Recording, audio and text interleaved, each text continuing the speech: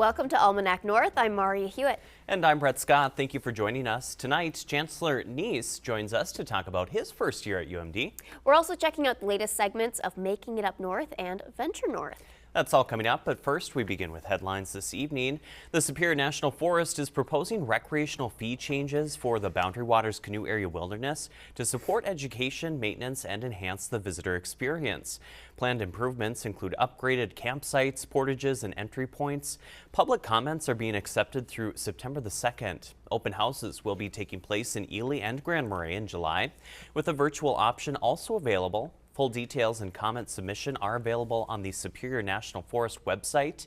If approved, changes could take effect in January of 2027. Once again tonight, we are excited to share a segment from our new show, No Filter, which is a conversational interview series that explores the rich tapestry of Northern life through informal conversations with diverse, intriguing people from the region.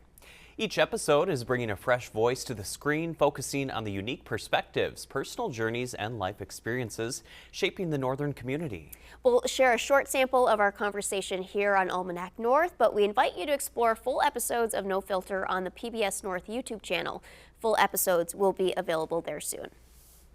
Hi, I'm Kristen Bakke, the host of No Filter. We are in Hibbing, Minnesota today, and we have a guest we are so excited to share with you.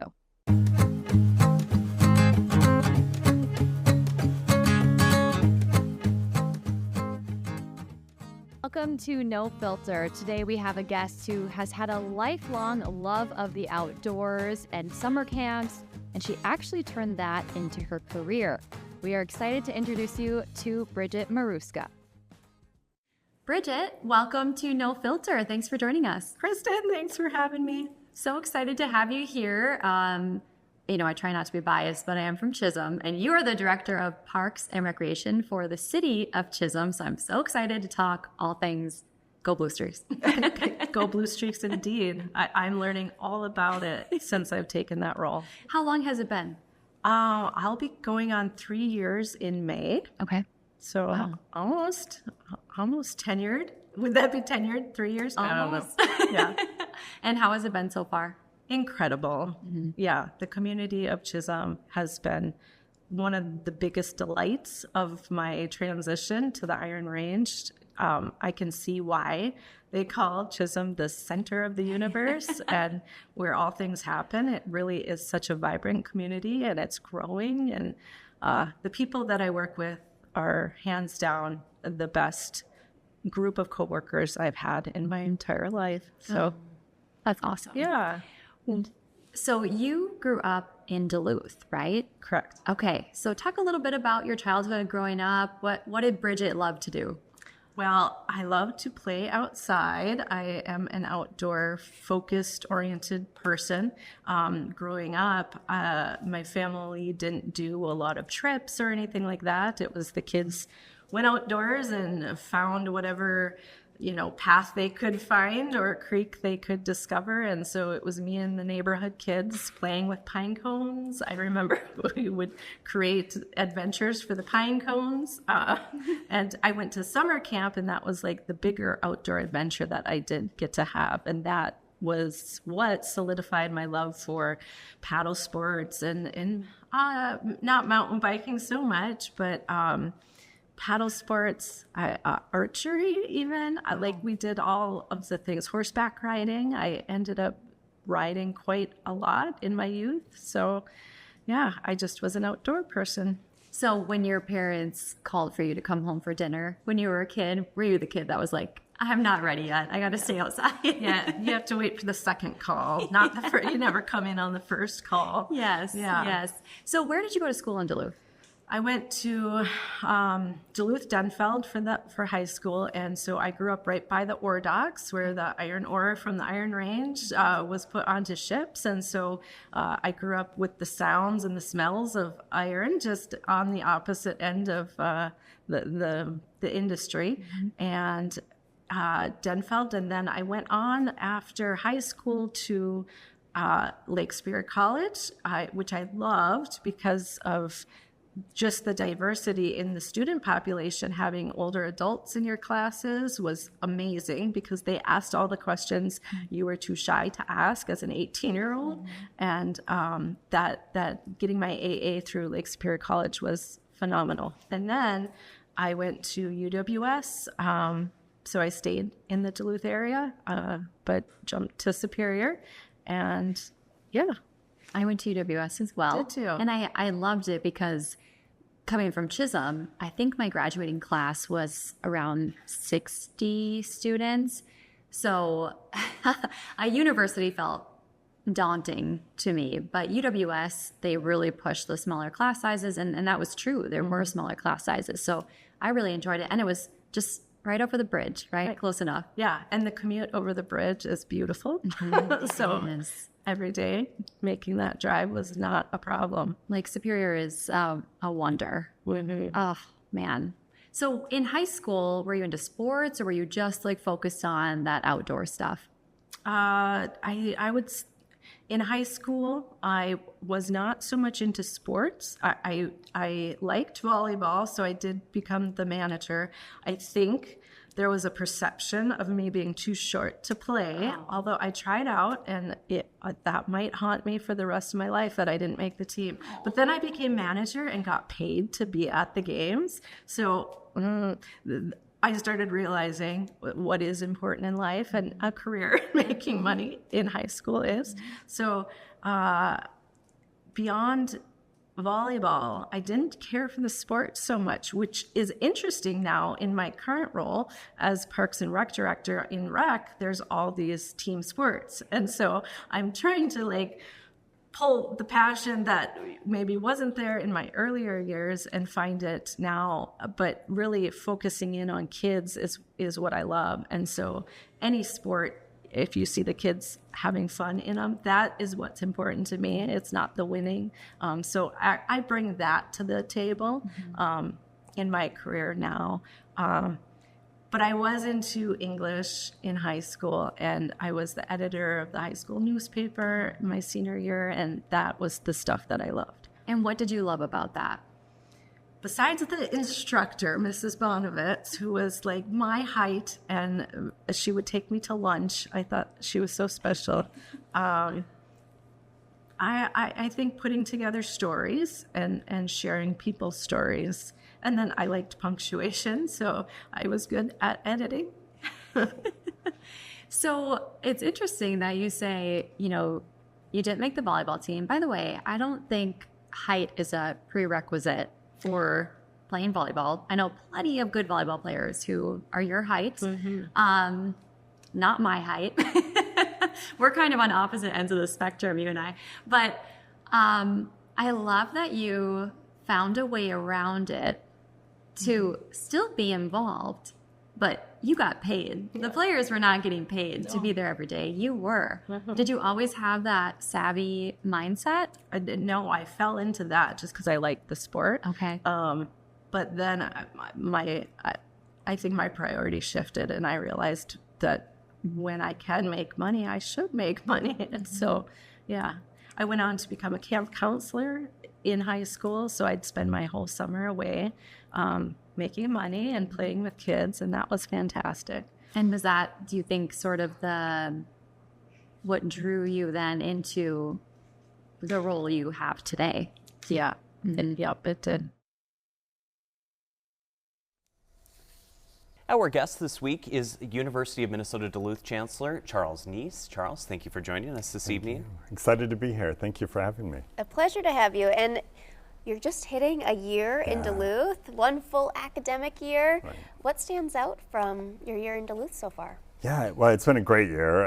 I moved here on Grandma Marathon's weekend last year, but didn't attend any of the activities. So I'm super excited to see what that's like. And so still haven't experienced a full year in Duluth yet. But from the academic year, I think the pieces that really jumped out is just we've got amazing students that are just really working closely with our faculty and some of the discovery and research that they're doing. And so it's been really fun to learn from them about the projects that they're taking on, the the way that they have been able to be curious and use their classroom experience to then ask different questions and then do some research to discover that. And so it's been a lot of fun doing that. I'm new back into Minnesota. I grew up here, but now I'm back. And so also reintroduced to the world of hockey. We didn't have a lot of hockey back in California. And so being able to cheer on the women's and the men's hockey teams this year and their accomplishments was super excited, as well as all of our athletic programs. But I think it was just fun to kind of relearn the rules of what happens on the ice. So keeps you busy in the winter absolutely, too, when you're freezing. Probably wishing you were still in California. So what were some of your top goals when you moved here to the University of Minnesota Duluth? Yeah, I think a big goal was the university had a transition in leadership for a few years, and so there were a lot of opportunities for the new chancellor coming in to hire that senior leadership team. And so that was a big focus, to be able to put some of those other pieces in place to add some of the stability for the campus through those hires. And so that's been super successful. Excited about that work and who we now have been able to bring together as a team here at the university. I think the other big piece for me was to spend a year really learning the partnerships with the Duluth community and who are those different opportunities for us to strengthen those partnerships, and working really closely with the other educational entities here in the community, whether that's the K-12 public school district, or working with the community colleges, or our partner just around the corner from us at St. Scholastica. And so a big focus for me was kind of learning those players and developing strong relationships so we could really advance our educational mission collectively, as well as then just learning more about what the university is doing. I think one of the pieces that I was told was, and when I took the job, was the opportunity to kind of tell the story of the University of Minnesota Duluth to audiences. And we've got a great story to tell. And so for me, the first year was really learning a lot of that story so that I can help kind of shout it wherever I get a chance and an opportunity. Great. It is a great story. It is. Yeah. So you've spent time, working in academia all across the nation in different locales. Do you see unique challenges or opportunities at University of Minnesota Duluth? Yeah, I see unique opportunities, and I think part of those opportunities is, again, strengthening some of those partnerships with the other educational entities that are here, working really closely with John Magnus, the superintendent of the public school district, as well as Pat Rogers from Lake Superior College and Barbara McDonald from St. Scholastica, to really say, how do we really elevate the educational opportunities and what we have here in the city of Duluth? I think that was one of the opportunities that exist. We've got a lot of youth in our communities that may not necessarily know all of the educational pathways and the careers that those could lead to. And so how do we partner together to really help with the community's workforce needs and think about the educational pathways that creates? And so I see that as a great opportunity that we have, because we've got such strong educational partners here, as well as great connections with the Duluth community. And so when we did the initiative, which is now called the Duluth Promise, we pulled in the chamber and we pulled in Apex and we pulled in the city's workforce development to say, let's partner on this and let's really think about how the educational units can come together to support the community through kind of our mission that leads to that larger community mission. And so that was super exciting to be able to see that as an opportunity, and really glad to be able to think about how we can create those stronger partnerships. Yeah. So I'm sure you're very busy. I'm sure your schedule is packed with meetings, right? Do you ever have time, though, to go out on campus and connect with students? And if so, what are you hearing from them? Yeah, I try really hard to make that connection. And so at least once a month, I do what I call student hours. And I go into the Kirby Student Center and just set up a table, chairs, coffee, cookies, whatever, and just hang out in the student center just for students to stop by and talk and have questions of me, or to share their stories or their experiences. So I try to do that at least once a month. I also had a great collaboration with our chefs in our dining center on campus. They have been doing these pop-up chef tastings, and they wanted to do a collaboration with me on that. And so I said, let's do it. And so we worked really hard, and we locally sourced as much of the product as we could to really create a small bite that reflected Duluth. And we made 600 of them. And we went back into the Kirby Student Center and passed out free samples of this great little bite that we were able to create, working really closely with a lot of the local farmers and local honey makers and all of that to be able to do that. So that was super fun. And all of that gives me that chance to just have more of an informal conversation with students where they don't feel like they have to come into the chancellor's office and have a conversation. And so I'm learning really about the experience they're able to have at Duluth, because we're kind of in that right size institution where we're not so big that you don't know your professors, but we're not super small that we don't have some of the experiences that a college campus can create. And our students are really valuing that and talking about their relationships they have with faculty and the opportunities and the doors that opened up in ways that has been really exciting to learn about. And so that, I think, is one of every opportunity they have, they'll say, did you know that I had a chance to do this? Or I had dinner with a student and he was graduating and said, I'm not sure what I'm going to do next. And I was like, what do you want to do? And I was able then to connect him with a colleague at Essentia. And now Ethan works there and he's got this great job and this great career. And so just being able to be part of those conversations has been a lot of fun. And when you're not on campus, I understand that you're also providing a voice for the larger University of Minnesota system. How do you represent Duluth in that area and make sure that things are balanced and Duluth has a voice? Yeah, that's a great question. So the president of the University of Minnesota started the same day I did. So we were newbies on the same day. But she asked me to co-chair the University of Minnesota's strategic plan, so the next plan for all 5 campuses in the University of Minnesota.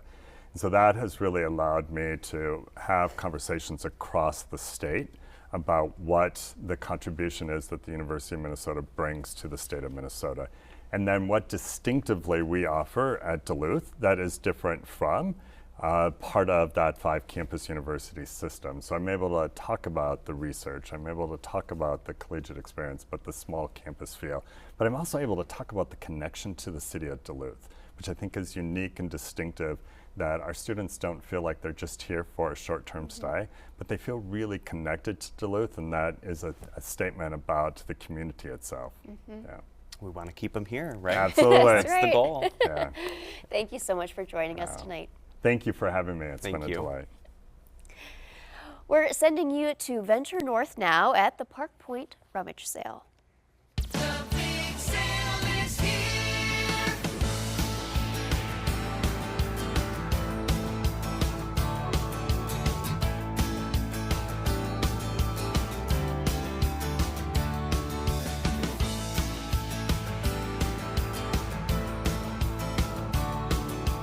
Hi, my name is Rory Strange. I help my wife coordinate the rummage sale.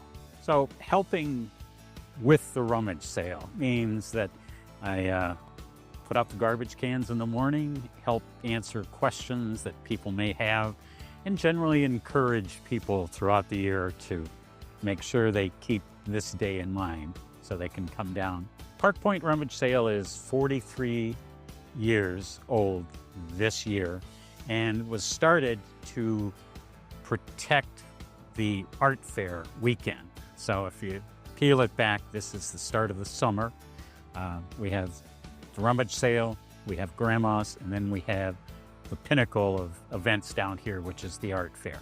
And so it was really to kind of shift the focus, this weekend to helping people clean out, spring cleaning, kind of kickstart the summer, and then also keep that week of the art fair, garage sale free. Well, there aren't any vendors, so to speak. I mean, we have some food trucks, which is kind of neat, mini donuts, things like that. But it's really up to the individual homeowners if they want to, partake in the sale or not. And so that's what's kind of cool about it. It's a community event, and again, no pressure to be involved, but if you want to be involved or even help your neighbor do things like that, that's what it's all about. Plus, good deals. So Anybody can do it, and the caveat behind that is that it needs to be on private property. You can't come down, set up on public property and say, I'm here to be involved with the rummage sale. We, again, encourage the community to be involved. You will find, though, that there are families where they'll have, family members that live in other parts of the city, come down and take advantage of that one brother or sister, mom or dad that lives down here and says, hey, do you mind if we set up? That's what's nice about it. I think the biggest memory that I have is I had an old Star Wars collection, and to see a bunch of kids come through and sit there and clean it all out. They were so excited about it. And I really didn't have anything else to do with it anymore. But to see somebody walk away that happy with, oh, look what I got, look what I got. And then later to find out that there were some awfully good pieces in there too. So yeah, it's probably the good memory. Best thing I ever got was a Red Wing crock. And I actually got it the night before the sale. Had it sitting out by the side of the house. Somebody came by and offered me, 2 times what I had paid for it. So it was like, absolutely. So that was a good deal. I think the community appreciates all of the people that come down here and shop, and friends are made, bargains are had. So I think that's what's kind of cool about this whole thing, is it brings a lot of people together. There are people that will come down year after year and stop at the same place and, what do you have for me this year? So I think that's the nice thing about this event, is it's very homegrown in a sense. So that's what I appreciate about it.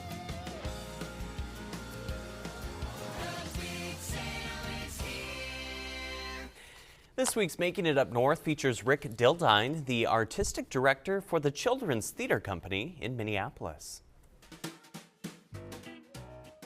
I'm Rick Dildine. I'm the still fairly new artistic director at the Children's Theater Company here in the Twin Cities. As the artistic director, I'm ultimately responsible for the artistic vision and the productions we put on stage. Each year we have about 200,000 people that come to see our work. And we plan these shows months, years out for the folks of the Twin Cities. This upcoming season is my first season as artistic director, and I wanted to do something that was upbeat, adventurous, and music-filled. So the whole season is celebrating that energy. I also wanted to do something that focused on mentorship, teamwork, collaboration, curiosity, all things that I think are really important to young people. When we start putting a season together, we typically start with one show. And that one show then leads to the next one and the next one. And then we start seeing what are the themes that are bubbling up. The things that jumped out to us this year was mentorship. I think as adults, one of the great things that we can be focused on is how are we mentors to young people today. So shows like Treasure Island, The Wizard of Oz, How the Grinch Stole Christmas, all of those look at mentorship, teamwork, and collaboration.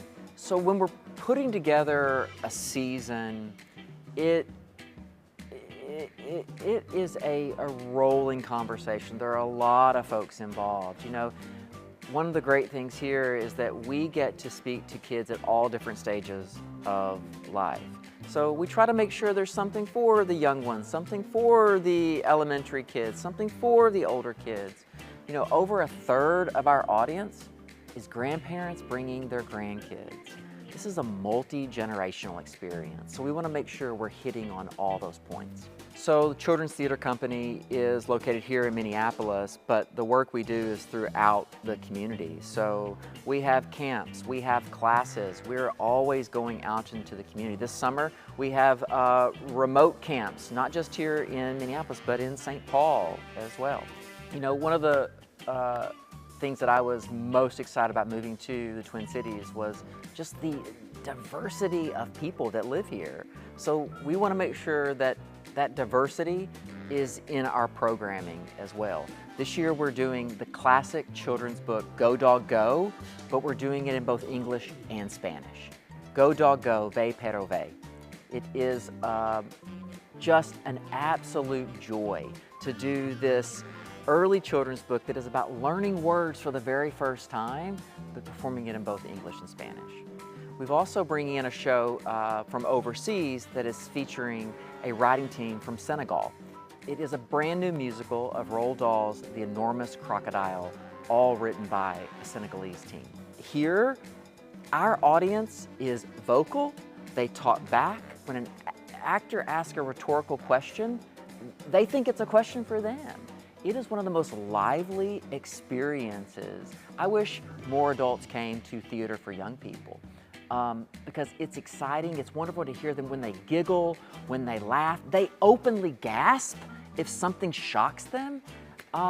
If adult theater was like what happens here at Children's Theater, I think the theaters would be packed. I hope it makes them curious. I hope it inspires them to ask why, how, what if? Those are the questions that are important as we grow in humanity and build a world together. We cannot be afraid to ask why. We can't be afraid to be curious. And I hope our shows do that. And on that note, we can say that's a wrap for That's this week's right. show. Go out and enjoy your weekend. I'm Brett Scott. And I'm Maria Hewitt. Thank you for joining us. Good night.